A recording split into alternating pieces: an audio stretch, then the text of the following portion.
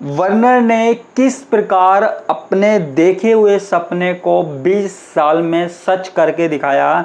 20 साल बाद उसने किस प्रकार अपने देखे हुए सपने के बारे में सबको बताया कि मैंने जो सपना देखा है उसको मैंने हकीकत में बदल दिया।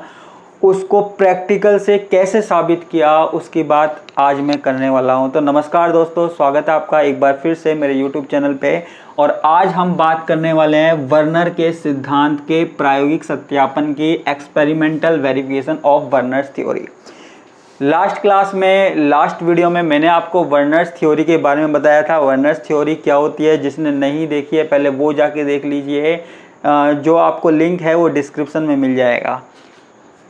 तो आज हम बात करने वाले हैं वर्नर ने जो सपना देखा उसको 20 साल में कैसे सच करके दिखाया, वो बात मैं आपको बताने वाला हूं। तो यहाँ पे बात चल रही थी कोऑर्डिनेशन कंपाउंड की, बात चल रही थी उपसह संयोजक यौगिकों की बात चल रही थी, जिसको हम कुछ इस तरीके से लिख रहे थे। पहले मैं आपको थोड़ा सा रिवाइज करा देता हूँ। कुछ इस तरीके से मैंने लिखा था, जिसमें मैंने आपको बताया था ये मेटल है, ये लिगेंड है, ये प्राइमरी वैलेंसी है। ठीक है, तो यहाँ पर 6 NH3 जुड़े हुए हैं, 6 NH3 यहाँ पे जुड़े हुए हैं। एक एग्जाम्पल ले रहा हूँ, बहुत सारे एग्जाम्पल है लेकिन मैं एक एग्जाम्पल ले रहा हूँ। ठीक है, जो सेकेंडरी वैलेंसी है उसको हम काली मोटी लाइन से दिखा रहे हैं, और जो प्राइमरी वैलेंसी है उसको हम ऐसे डैश से दिखा रहे हैं। ठीक है, ये मैंने डैश से दिखा दिया। इसी तरीके से जो कोबाल्ट है ना, कोबाल्ट और भी कई तरीके के यौगिक बनाता है, कंपाउंड बनाता है। वो कैसे, ठीक है, वो कैसे बनाता है, जैसे कोबाल्ट है NH3 5Cl Cl2, इस तरीके के कई कंपाउंड बनाता है। NH3 4Cl2 Cl और CONH3 3 और Cl3, ये अलग अलग हम जब कोबाल्ट का, अमोनिया का, क्लोरीन का अलग अलग मिक्सचर बनाते हैं, उनको मिक्स करते हैं तो अलग अलग तरीके के कंपाउंड बनते हैं। जैसे कोबाल्ट है वो ऐसा ऐसा ऐसा ऐसे तरह के कंपाउंड बनाता है। तो वर्नर ने दरअसल किया क्या कि ये जो कोबाल्ट है इसके अलग अलग तरह के कंपाउंडों को ले लिया। कंपाउंडों को लेने के बाद उसने क्या किया, देखो प्राइमरी वैलेंसी और सेकेंडरी वैलेंसी के बारे में बताना था तो उन्होंने बताया। अब देखो ये वाला जो कंपाउंड है वो तो मैंने यहाँ बना दिया। अब दूसरे वाले को देखिए, यहाँ पे 5 NH3 है, तो यहाँ पे मैं एक NH3 को मैं यहाँ पे हटा देता हूँ, ये हटा दिया। ठीक है, तो यहाँ पर कितने NH3 हो गए, 5 हो गए। अब देखो आप कहोगे सर एक Cl यहाँ पे अंदर है, ठीक है, तो कोई नहीं, इसको अंदर है, अंदर वाला टूट तो सकता नहीं है, तो इसको मैं गहरी लाइन से दिखा दिया मैंने। अब आप कहोगे सर इसको डैश से भी दिखा रखा है, गहरी लाइन से भी दिखा रखा है। बिल्कुल दिखा रखा है, क्यों? क्योंकि देखो ये जो Cl है ना, Cl है ना, ये बाहर से ही अंदर आया है। एक तरीके से आप मान सकते हो बाहर से ही अंदर आया है। तो ये जो Cl है ना वो प्राइमरी वैलेंसी और सेकेंडरी वैलेंसी, प्राइमरी वैलेंसी और सेकेंडरी वैलेंसी दोनों को रिप्रेजेंट कर रहा है, इसलिए इसको डैश से और ये काली जो मोटी लाइन है इन दोनों से मैंने रिप्रेजेंट किया है, दोनों से रिप्रेजेंट किया है। ये प्राइमरी वैलेंसी और सेकेंडरी वैलेंसी दोनों को रिप्रेजेंट कर रहा है। ऐसे ही अब आप कहोगे सर ये वाला कंपाउंड, इसके बारे में बताइए। तो इसमें क्या हुआ, 4 NH3 हो गए, तो एक NH3 आप हटा दीजिए, कहीं से भी हटा दीजिए, हटा दीजिए, लेकिन एक Cl और अंदर आ गया। तो अब यहाँ पे कोई दूसरा Cl कहाँ, ये रहा। अब देखो इस Cl को मैंने यहाँ मोटी लाइन भी दिखा दी। ठीक है, ऐसे ये तीसरा वाला है, तीसरे वाले में क्या हुआ, ये जो 3 अमोनिया है 3 ही रह गए, तो यहाँ पे कितने दिखाई दे रहे हैं, 1 2 3 4, तो इनमें से मैं एक और हटा देता हूँ। तो मैं यहाँ से जैसे एक और हटा दिया, 3 रह गए, तो ये Cl वाला इसको मोटी लाइन से। अब आप बोलोगे सर ये Cl को आपने इस वाले में मोटी लाइन और डॉटेड लाइन दोनों से दिखा रखा है, क्यों? क्योंकि देखो मैंने कहा था प्राइमरी वैलेंसी को डॉटेड लाइन से दिखाएंगे, सेकेंडरी लाइन को एज ए थिक लाइन से दिखाएंगे, मोटी लाइन से, ब्लैक लाइन से। लेकिन यहाँ पर दिक्कत क्या है बच्चों कि यहाँ पे जो Cl है ना वो प्राइमरी वैलेंसी और सेकेंडरी वैलेंसी को दिखा रहा है, दोनों को रिप्रेजेंट कर रहा है, दोनों को काम कर रहा है। हालांकि ये अलग नहीं होगी लेकिन ये दोनों को काम कर रहा है, इसलिए इसको डॉटेड लाइन और मोटी लाइन दोनों से दिखाना पड़ेगा। ठीक है, इस वाले कंपाउंड में प्राइमरी वैलेंसी ये है Cl3 और सेकेंडरी वैलेंसी क्या है, ये है। इस वाले कंपाउंड में सेकेंडरी वैलेंसी ये पूरी की पूरी है, प्राइमरी वैलेंसी 2 तो ये है, साथ में एक क्लोरीन ये भी है। इस वाले में ये सेकेंडरी वैलेंसी है 4 अमोनिया 2 Cl, लेकिन प्राइमरी वैलेंसी 1 Cl और 2 Cl 3 ये हो गई। क्योंकि देखो जो कोबाल्ट है ना, कोबाल्ट इन सब में कोबाल्ट क्या है +3 ऑक्सीडेशन स्टेट में है, तो +3 को न्यूट्रल तो करना पड़ेगा, जब भी हमारे पास साल्ट बनेगा। साल्ट तभी बनेगा जब 3 न्यूट्रल होंगे, तो 3 न्यूट्रल तभी होंगे जब ये 3 Cl होंगे। तो यहाँ पे 3 के 3 Cl बाहर है, यहाँ पे 2 Cl बाहर 1 अंदर, यहाँ पे 1 Cl बाहर 2 Cl अंदर, और यहाँ पे तीनों के तीनों अंदर। तो ये न्यूट्रल करने के लिए है, लेकिन ये नेगेटिव वाले आयन की तरह भी काम में आ रहे हैं। ठीक है, तो ये वाली बात मैंने आपको थोड़ा सा बताई थी। अब आप कहेंगे सर इसका वेरिफिकेशन कैसे किया, वर्नर ने 20 साल में क्या किया इसको सत्यापित करने के लिए।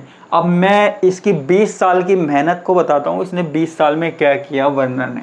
अब मेरी बात ध्यान से सुनिएगा, बिल्कुल ध्यान से सुनिएगा यहाँ पर। ठीक है, वर्नर ने क्या किया, यहाँ पे ये जो सारे के सारे कंपाउंड दिख रहे हैं ना, इन सब की रिएक्शन करवा दी। किससे करवा दी, इन्होंने AgNO3 से रिएक्शन करवा दी। वर्नर ने क्या किया, AgNO3 से रिएक्शन करवा दी, सबकी करवा दी AgNO3 से। ये AgNO3 से करवा दी, ये AgNO3 से करवा दी, ये AgNO3 से करवा दी।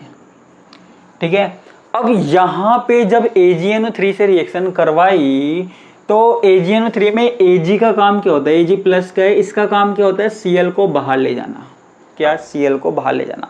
जब इसमें AgNO3 मिलाया तो वर्नर ने क्या देखा कि यहाँ पे AgCl के 3 मॉलिक्यूल निकले हैं, AgCl के 3 मॉलिक्यूल निकले हैं, 3 Cl निकले हैं।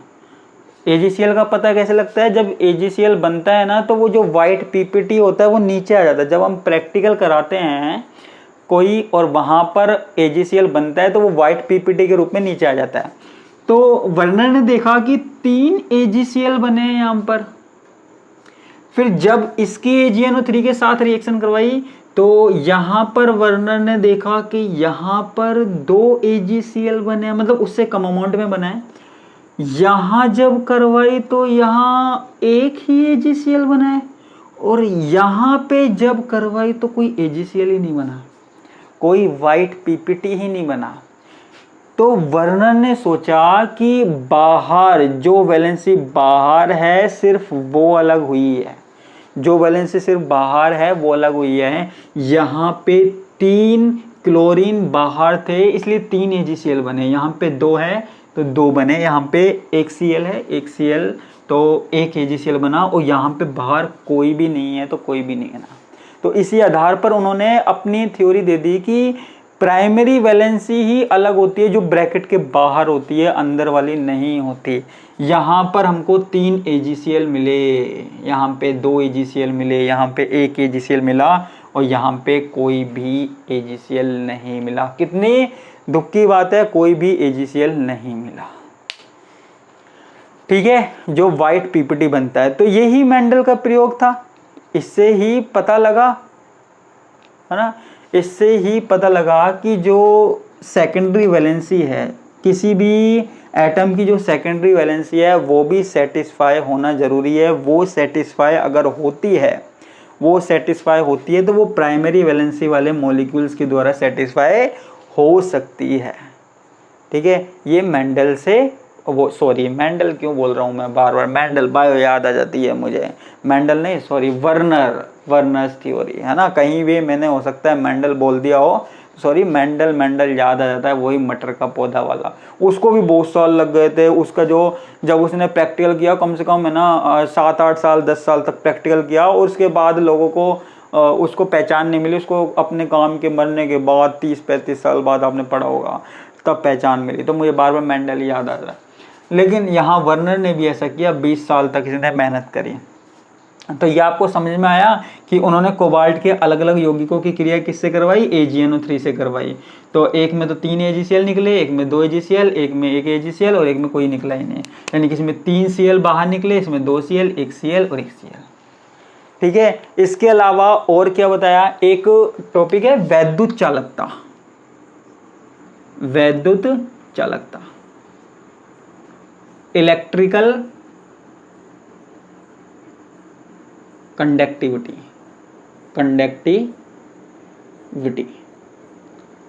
ठीक है। अब आप कहोगे सर हमको तो व्हाइट पीपीटी नहीं समझ में आया, व्हाइट पीपीटी वाले एग्जाम्पल से कि व्हाइट पीपीटी बना, इसमें किस तरीके से प्रमाणित हुआ, ठीक है, ये हमको समझ में नहीं आया।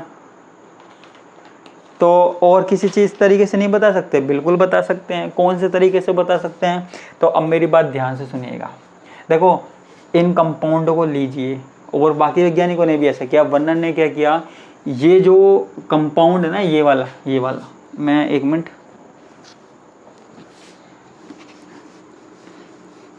बैलेंस तो कर देंगे।